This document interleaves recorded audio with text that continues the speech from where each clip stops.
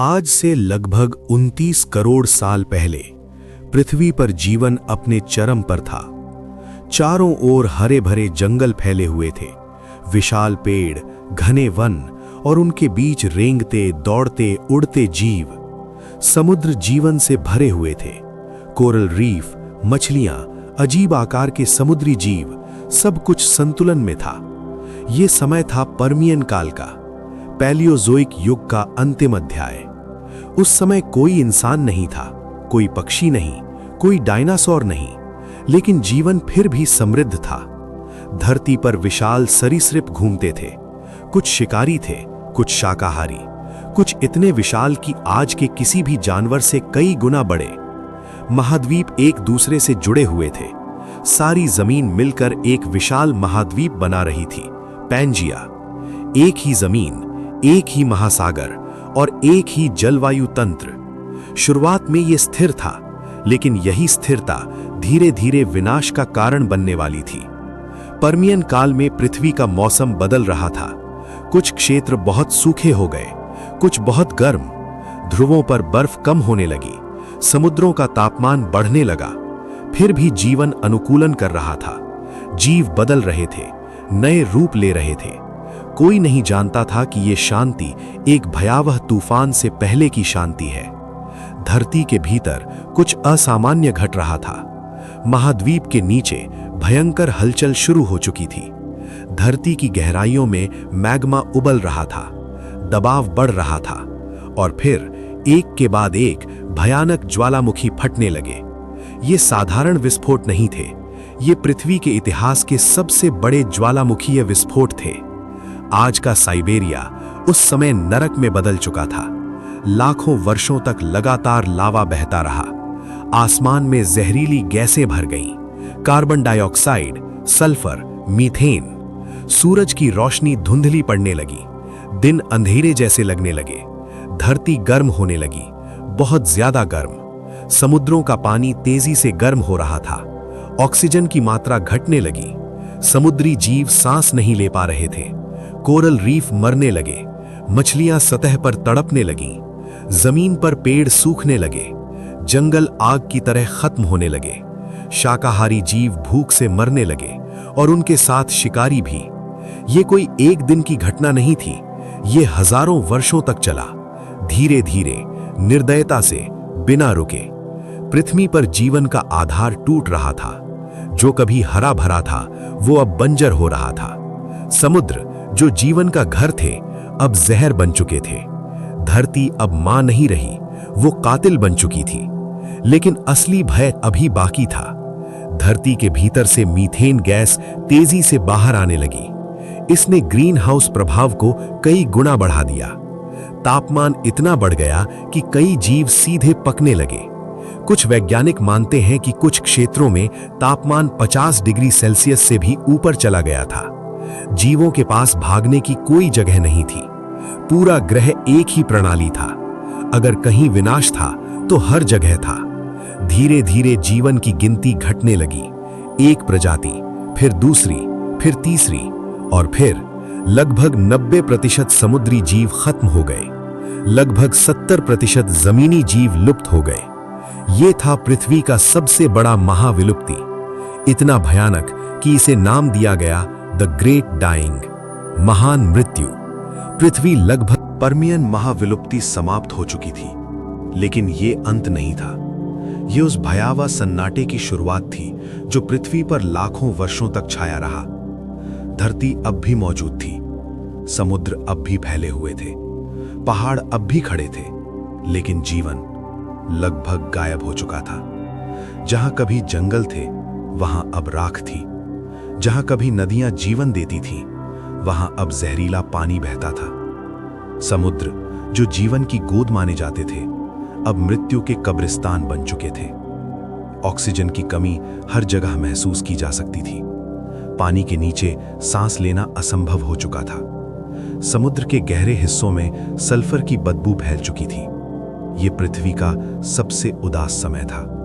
इतना उदास कि वैज्ञानिक इसे मृत पृथ्वी कहते हैं। जीवन पूरी तरह खत्म नहीं हुआ था, लेकिन जो बचा था वो मुश्किल से जीवित था।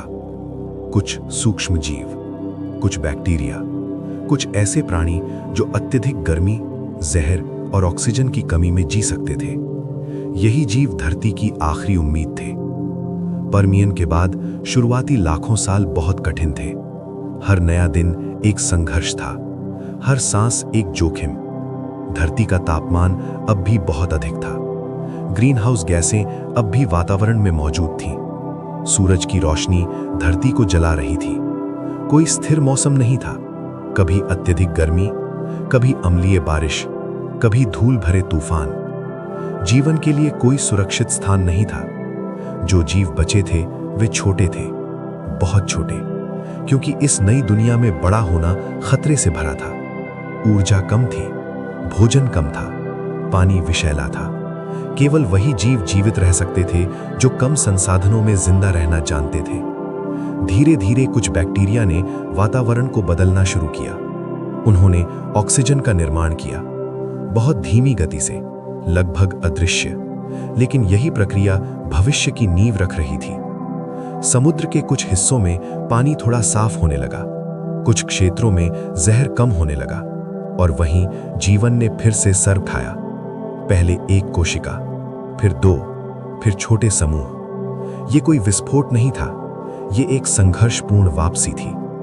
हर नया जीव एक चमत्कार था, हर नई प्रजाति एक जीत। पर्मियन महाविलुप्ति के बाद धरती ने एक सबक सीखा कि जीवन नाजुक है, लेकिन जिद्दी भी। ये आसानी से हार नहीं मानता। अब जो जीव विकसित हो रहे थे वे पहले जैसे नहीं थे। वे ज्यादा मजबूत थे, ज्यादा अनुकूलनशील। वे बदलती परिस्थितियों में खुद को ढाल सकते थे। ये चयन था, प्राकृतिक चयन। कमजोर जीव खत्म हो चुके थे, जो बचे थे वे सर्वाइवर थे। इन्हीं सर्वाइवरों में कुछ ऐसे सरीसृप थे जो भविष्य में इतिहास बदलने वाले थे। ये सरीसृप पूरी तरह पानी पर निर्भर नहीं थे। वे जमीन पर अंडे दे सकते थे, वे ज्यादा दूर तक चल सकते थे। वे नई दुनिया के लिए बने थे।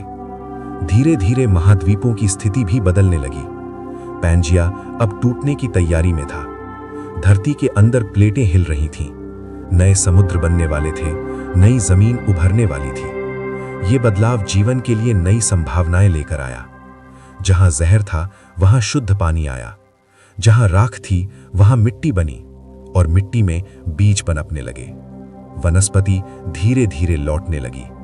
पहले काई, फिर छोटे पौधे, फिर घास जैसे रूप। ये पौधे धरती को ठंडा करने लगे, ऑक्सीजन बढ़ने लगी, और वातावरण धीरे धीरे सांस लेने लायक बन रहा था। ये सब बहुत धीमा था, लाखों वर्षों में, लेकिन ये जीवन की वापसी थी। अब धरती पूरी तरह मृत नहीं थी। ये घायल थी, लेकिन जीवित थी। और इस घायल धरती पर एक नई कहानी लिखी जाने वाली थी। एक ऐसी कहानी जिसमें डायनासोर जन्म लेने वाले थे, लेकिन उससे पहले जीवन को खुद को फिर से खड़ा होना था।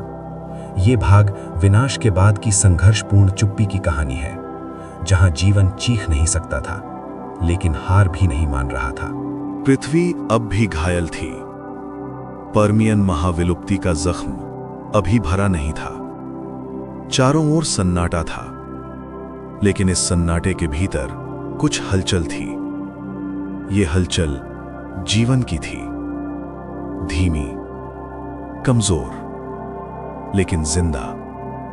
लाखों वर्षों के संघर्ष के बाद धरती ने फिर से सांस लेना शुरू किया।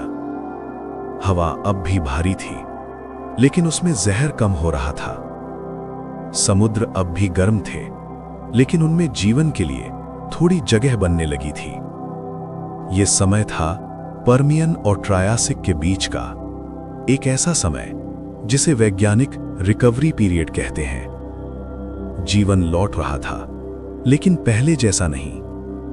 अब यह जीवन ज्यादा सतर्क था, ज्यादा कठोर, ज्यादा अनुकूलनशील।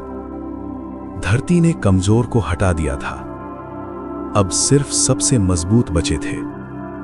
समुद्रों में सबसे पहले सूक्ष्म जीवन लौटा। बैक्टीरिया, एल्गी, छोटे जीव जो कम ऑक्सीजन में जी सकते थे। यही छोटे जीव धीरे धीरे समुद्र को फिर से जीवित करने लगे। वे पानी को साफ कर रहे थे, वे ऑक्सीजन बना रहे थे, वे भविष्य के लिए मंच तैयार कर रहे थे। जमीन पर परिस्थितियां और कठिन थी। मिट्टी पतली थी, पोषक तत्व कम थे, लेकिन फिर भी कुछ पौधों ने वापसी की। पहले काई, फिर छोटे पौधे, फिर घास जैसे जीव। ये पौधे धरती के लिए दवा की तरह थे। उन्होंने कार्बन डाइऑक्साइड को कम किया, धरती को धीरे धीरे ठंडा किया और हवा को सांस लेने लायक बनाया। अब जमीन पर कुछ छोटे जीव दिखाई देने लगे, कीट जैसे जीव, छोटे सरीसृप। ये जीव नए नियमों के अनुसार जी रहे थे। अब कोई स्थायी जंगल नहीं था, अब कोई सुरक्षित घर नहीं था। इस नई दुनिया में सिर्फ वही जीव टिक सकता था जो जल्दी बदल सके। और यहीं से एक नई कहानी जन्म लेने लगी। कुछ सरीसृप दूसरों से अलग थे। उनके पैर ज्यादा सीधे थे, उनका शरीर जमीन से ऊपर उठा हुआ था। वे तेज चल सकते थे, वे लंबी दूरी तय कर सकते थे, वे भविष्य की दौड़ जीतने वाले थे। इन्हें कहते हैं आर्कोसौर। यही आर्कोसौर आगे चलकर डायनासोर, मगरमच्छ और पक्षियों के पूर्वज बने। लेकिन उस समय कोई नहीं जानता था कि ये छोटे साधारण जीव एक दिन पृथ्वी पर राज करेंगे। अब शुरू हो चुका था ट्रायासिक काल। ये नया युग था। पुरानी दुनिया मर चुकी थी, नई दुनिया जन्म ले रही थी। पैंजिया अब टूटने लगा था। धरती की प्लेटें धीरे धीरे अलग हो रही थीं। नए समुद्र बन रहे थे, नई जलवायु बन रही थी। इस बदलाव ने जीवन को नई जगह दी। जहां अलगाव था, वहां विविधता आई। जहां सीमाएं बनी, वहां नए जीव पैदा हुए। अब जीवन एक ही रूप में नहीं बंधा था, वे प्रयोग कर रहा था हर दिशा में। ट्रायासिक काल शांति का युग नहीं था, यह अभी भी कठोर था, सूखा, गर्म। लेकिन अब जीवन इसका आदी हो चुका था।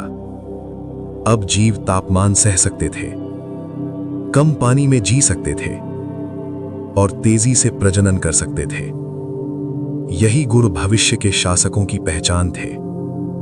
समुद्रों में नई मछलियां आईं, जमीन पर नए सरीसृप। कुछ उड़ने लगे, कुछ तैरने लगे, कुछ दौड़ने लगे। धरती फिर से रंगीन होने लगी। लेकिन ये रंग पुराने जैसे नहीं थे। ये रंग संघर्ष के बाद आए थे। हर जीव महाविलुप्ति का उत्तरजीवी था। हर प्रजाति एक चेतावनी थी कि प्रकृति माफ नहीं करती, लेकिन मौका जरूर देती है यदि तुम खुद को बदल सको। पर्मियन महाविलुप्ति सिर्फ एक आपदा नहीं थी, ये एक छन्नी थी जिसने जीवन को छान दिया, और जो बचा वही भविष्य बना। अगर ये महाविलुप्ति न होती तो शायद डायनासोर कभी जन्म न लेते, और अगर डायनासोर न होते तो स्तनधारी कभी आगे न बढ़ते, और अगर स्तनधारी न होते तो इंसान कभी अस्तित्व में न आता। इसलिए यह विनाश भयानक था, लेकिन आवश्यक भी। यह हमें सिखाता है कि जीवन सीधी रेखा में नहीं चलता। ये गिरता है, टूटता है, फिर उठता है, और हर बार पहले से ज्यादा मजबूत बनता है। पर्मियन महाविलुप्ति पृथ्वी की सबसे बड़ी त्रासदी थी, लेकिन इसी त्रासदी से नया संसार जन्मा। एक ऐसा संसार जिसमें डायनासोर दौड़ेंगे, आकाश में पक्षी उड़ेंगे, और लाखों साल बाद इंसान ये कहानी सुनाएगा। ये कहानी विनाश की नहीं, ये कहानी बच जाने की है। ये कहानी जीवन की जिद की है। यदि आपको ये डॉक्यूमेंट्री जानकारीपूर्ण लगी हो, यदि इसने आपको सोचने पर मजबूर किया हो, तो वीडियो को लाइक जरूर करें। चैनल को सब्सक्राइब करें ताकि पृथ्वी के इतिहास की और भी ऐसी रहस्यमयी कहानियां आप तक पहुंचती रहें। और इस वीडियो को शेयर करें क्योंकि ज्ञान बांटने से और बढ़ता है। अगले भाग में डायनासोर की शुरुआत।